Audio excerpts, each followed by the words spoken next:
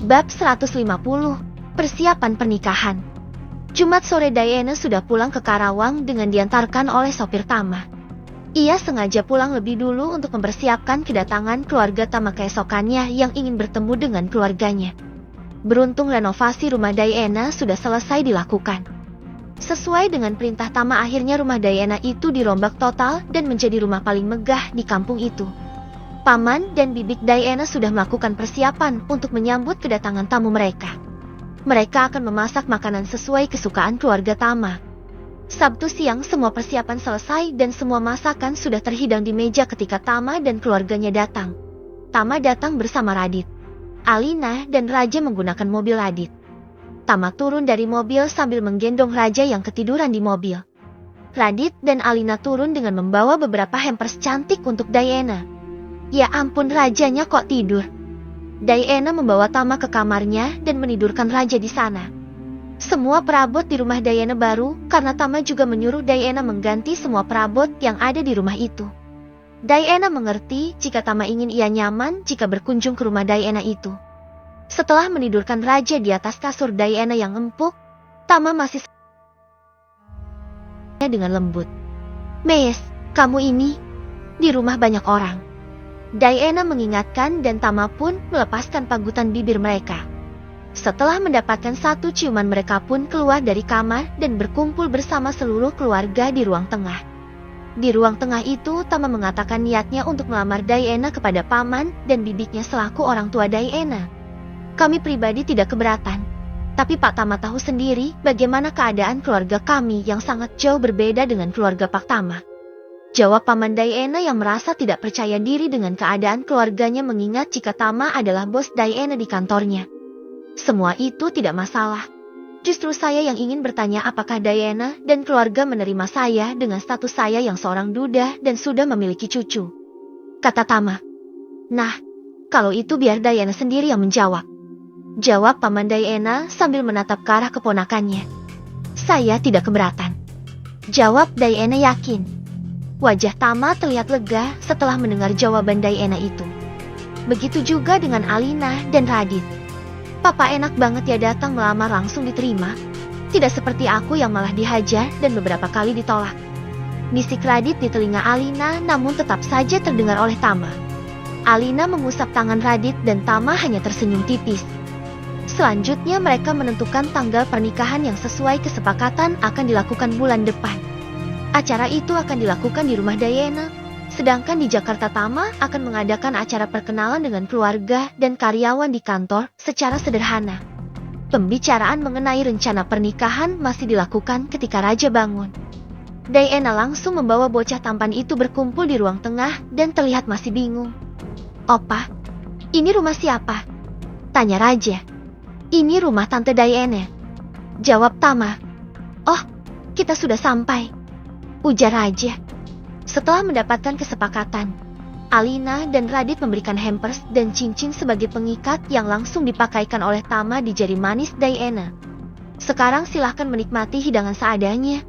Maaf kalau hidangan yang kami siapkan tidak sesuai dengan selera keluarga Pak Tama," kata bibik Diana. "Tidak kok, segini juga sudah cukup," kata Alina. "Apakah Mbak Alina ini artis?" tanya bibik Diana demi melihat Alina yang begitu cantik dengan kulit yang putih bersih bak walam.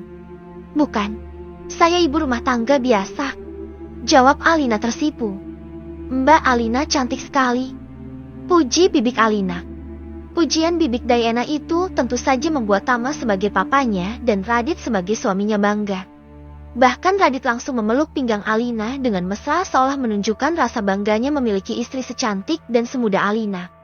Raja juga makan dengan disuapi oleh Diana karena bocah itu tidak mau jauh dari opanya. "Cucu saya ini sudah sangat dekat dengan Diana," kata Tama kepada paman dan bibiknya. "Iya, Diana juga sering cerita," kata bibik Diana sambil tersenyum. Ternyata Raja itu sangat tampan, persis seperti ayahnya. Jangankan Diana, bibiknya saja sangat gemas melihat ketampanan anak itu. Sayangnya keluarga Tama tidak lama berada di rumah Diana. Setelah menikmati hidangan yang disediakan, mereka pun pulang. Tama juga ikut pulang karena ia tidak mungkin menginap karena harus menjaga nama baik Diana di depan keluarganya. Diana baru akan pulang ke Jakarta keesokannya. Dan itu artinya selama 2 hari ini Tama akan menjadi milik raja seutuhnya. Seharusnya ketika papa melamar Mbak Diana itu, keluarganya jangan langsung menerima papa. Coba kalau ditolak dulu biar papa merasakan apa yang dulu aku rasakan. Kata Radit sambil fokus menyetir. Apa maksudnya kamu ngomong begitu? Kamu dendam sama papa Haa? Tanya Tama. Tidak, Pah. Aku hanya iri saja. Ternyata papa lebih beruntung dari aku. Jawab Radit sambil nyengir. Dasar menantu kurang ajar. Julukan untuk Radit itu keluar kembali dari mulut Tama setelah sekian lama Radit menjadi menantu kesayangannya. Opa sama papi jangan bertengkar, kata Raja. Papi dan opa tidak bertengkar, tetapi mereka sedang bercanda, kata Alina. Radit dan Tama hanya nyengir. Radit tetap fokus menyetir, sedangkan Tama fokus pada raja kecilnya yang duduk anteng di pangkuannya. Sementara Alina duduk di belakang dan mulai terlihat mengantuk. Tadi di rumah Diana ia makan cukup banyak. Aku mau kasih tahu mama mengenai rencana pernikahan papa dengan Mbak Diana, kata Radit sementara Alina sudah benar-benar teleh di kursi belakang. Terserah kamu saja, jawab Tama. Opa mau menikah seperti papi dan mami, tanya Raja. Iya, opa akan menikah dengan Tante Diana. Nanti kan Tante Diana akan tinggal di rumah kita, jawab Tama. Berarti Raja nanti tidurnya sama opa dan Tante Diana juga, tanya Raja. Iya, boleh, jawab Tama. Tapi sebaiknya mulai sekarang Raja harus belajar tidur sendiri. Karena Raja kan sebentar lagi jadi kakak, nasihat Radit. Tapi Raja masih ingin tidur dengan opa. Raja memeluk erat leher Tama. Iya, Raja boleh tidur dengan opa, jawab Tama. Kabar rencana pernikahan Tama dengan Diana dengan cepat sampai ke telinga Ajeng dan keluarga Radit. Bahkan Ajeng langsung menelpon Tama setelah mendengar kabar itu dari Radit dan Alina. Jadi kamu nikah sama karyawan kamu itu, Mas? Tanya Ajeng. Ajeng sebenarnya sudah mengendus hubungan Tama dan Diana sejak suaminya dirawat di Bali dan saat itu Tama mengakuinya. Iya, jawab Tama. Syukurlah, aku ikut senang. Aku lihat Diana orangnya cukup baik dan sepertinya Raja dan Alina sudah dekat dengan dia, kata Ajeng. Iya, Alin yang sedari awal berusaha menjodohkan kami, jawab Tama jujur dan Ajeng hanya tertawa. Aku minta maaf ya Mas tidak bisa membantu persiapan pernikahan kamu dengan Diana, karena kamu tahu sendiri kalau Mas Sukma masih dalam masa pemulihan. Iya tidak apa-apa. Kamu fokus saja sama kesehatan suami kamu. Tapi kalau Arkan akan kesini nanti aku suruh sopir jemput dia. Tidak usah Mas. Nanti biar sopir di rumah yang antarkan Arkan ke Jakarta, kata Ajeng. Ya, jawab Tama.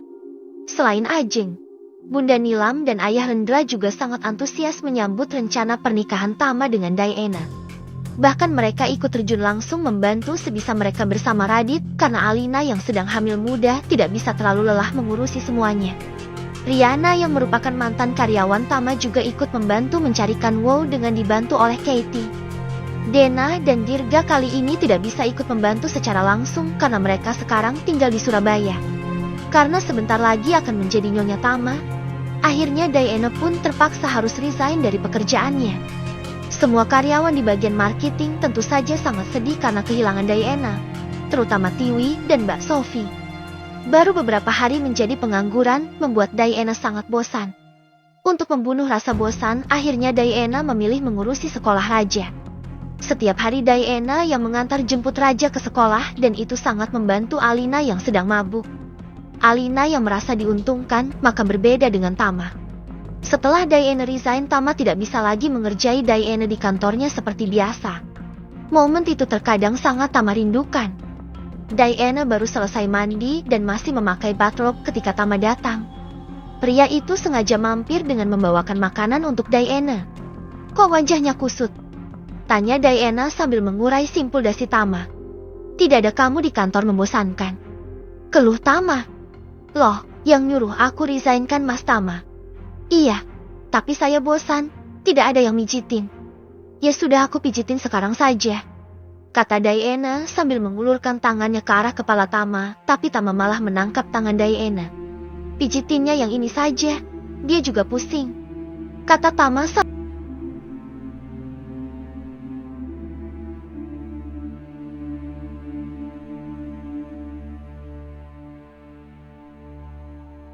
Shh, Tama melenguh dengan mata terpejam. Mas Tama mau menginap di sini? Tanya Diana manja.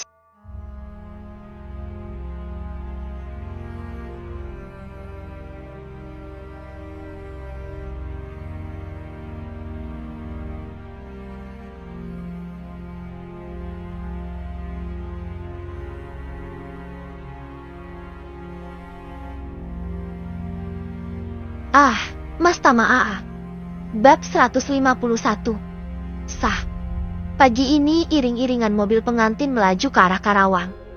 Tama terlihat gagah mengenakan setelan jas pengantin berwarna gading karena hari ini Diana juga mengenakan kebaya pengantin berwarna gading. Rombongan dari Jakarta terdiri dari keluarga inti ditambah keluarga Radit dan dua teman Radit yaitu keluarga Dirga dan Jeff. Dirga dan Dena sengaja datang dari Surabaya untuk menghadiri acara pernikahan kedua mertua sahabatnya itu. Raja, Kenan dan Dika terlihat tampan menggunakan setelan jas yang senada dengan yang dipakai oleh ayah mereka. Meskipun dalam keadaan hamil, namun Alina masih bisa mengenakan kain dan kebaya yang terlihat sangat cantik meskipun dengan perut yang sedikit menonjol. Arkan juga hadir untuk mewakili mama dan papanya yang tidak bisa hadir karena kondisi Sukma yang belum memungkinkan untuk melakukan perjalanan jauh. Jam 10 pagi rombongan dari Jakarta sampai di rumah Diana dan langsung diadakan acara penyambutan dengan upacara adat khas Sunda. Acara hari ini dikhususkan untuk keluarga Diana di Karawang. Sedangkan untuk para relasi bisnis Tama akan diadakan acara berbeda di Jakarta. Radit mengambil raja yang tidak mau jauh dari opanya. Bahkan saat acara akad nikah akan dilakukan, Raja masih menempel kepada Tama. Diana hari itu terlihat sangat cantik dalam balutan kebaya pengantin dan ia tidak keberatan dengan keberadaan Raja di dekatnya saat akad nikah akan berlangsung. Dengan dibimbing oleh penghulu, Tama pun mengikrarkan ijab kabul dengan seorang petugas KUA selaku wali hakim karena Diana sudah tidak memiliki orang tua. Acara hari itu berjalan sangat sakral dan Diana sempat menangis terharu saat akhirnya ia dan Tama sudah dinyatakan sah sebagai suami istri. Alina juga terlihat menitikkan air mata saking bahagianya karena akhirnya ia bisa melihat papanya memiliki pendamping setelah sekian lama menduda. Bunda Nila menggenggam tangan Alina untuk meredakan tangis menantu kesayangannya itu. Semoga setelah ini kamu menyusul ya, Eri, kata Bunda Nilam sambil melirik ke arah Riana yang sedang mengabadikan momen sakral itu sesuai permintaan Wisnu yang tidak bisa hadir karena sedang berada di Singapura bersama Chelsea. Mendengar ucapan bundanya itu Riana hanya tersenyum getir. Ada ketakutan dalam diri gadis itu karena ia belum tentu akan bisa mewujudkan pernikahan yang sesuai dengan harapan bundanya. Seluruh rangkaian acara inti sudah selesai dilakukan. Para tamu pun mulai menikmati hidangan termasuk semua rombongan dari Jakarta. Beruntung ada Kenan dan Dika yang bisa mengalihkan perhatian Raja dari opanya yang hari ini sedang menjadi raja satu hari. Setelah menikmati hidangan dan cukup beristirahat, semua rombongan dari Jakarta pun pulang termasuk Alina dan Radit. Mereka semua meninggalkan Tama karena acara pesta pernikahan di kampung Diana itu akan dilakukan selama 2 hari 2 malam. Kenapa harus selama itu? Tanya Tama yang sudah mulai merasa bosan. Ini hanya 2 hari 2 malam. Bahkan anak Pak Kades sampai 7 hari 7 malam. Kata Diana sambil tertawa. Ya ampun, kalau sampai 7 hari 7 malam, kapan malam pertamanya? Keluh Tama. Dasar kamu ini, Mas, yang dipikirnya cuma malam pertama. Padahal kan sudah sering dicicil. Kata Diana sambil mencubit perut Tama. Tapi kan tetap saja beda kalau malam pertama itu. Jawab Tama. Meskipun sering menggerutu, namun akhirnya pesta pernikahan itu pun berakhir sudah. Tama tampak terkapar di atas ranjang pengantin setelah 2 hari 2 malam mereka sibuk menerima tamu yang datang silih berganti untuk mengucapkan selamat kepada mereka. Kamu pasti lelah. Mau aku pijitin, Mas? Tanya Diana. Iya. Jawab Tama dengan mata terpejam. Sore tadi semua tenda mulai dibongkar dan keluarga Diana juga sudah kembali ke rumah masing-masing meninggalkan sepasang pengantin yang pastinya sedang butuh istirahat untuk memulihkan energi setelah melewati hari yang cukup melelahkan. Tama sudah selesai mandi, begitu juga dengan Diana yang tampak segar mengenakan pakaian haramnya yang minim bahan dan menerawang hadiah dari Alina. Diana duduk di tepi ranjang dan mulai memijit kaki Tama yang mengeluh pegal karena aktivitas selama 2 hari ini. Dulu saat menikah dengan Ajeng, Tama tidak merasa selelah ini. Mas, setelah menikah kita akan tinggal di mana? Di apartemen atau di rumah kamu? Tanya Diana. Kalau di rumah saya, apakah kamu keberatan?